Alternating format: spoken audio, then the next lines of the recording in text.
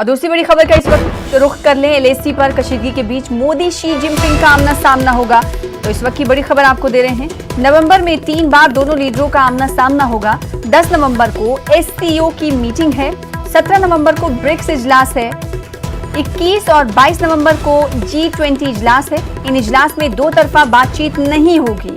LAC पर कशीदगी कम करने के लिए सिफारती व फौजी सतह पर मीटिंग होगी। तो इस मीटिंग में आमना सामना होगा मोदी और शी जिनपिंग का। नवंबर में 3 बार दोनों लीडर आमने सामने होंगे, लेकिन बातचीत नहीं होगी। 2+2 यानी दो तरफा बातचीत नहीं होगी। 10 नवंबर को एससीओ की मीटिंग है, 17 नवंबर को ब्रिक्स इजलास है, तो वहीं 21 और 22 नवंबर को G20 है।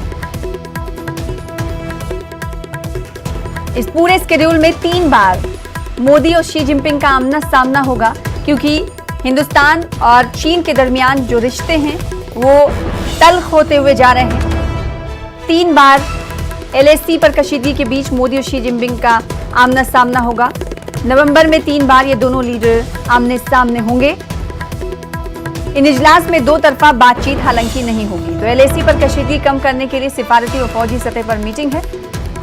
सभी की निगाहें बनी हुई हैं इस मीटिंग पर कि सिफारती और फौजी सतह पर जो मीटिंग होने वाली है उससे क्या कुछ हल निकलेगा दोनों मुल्कों की कशीदगी को कम करने।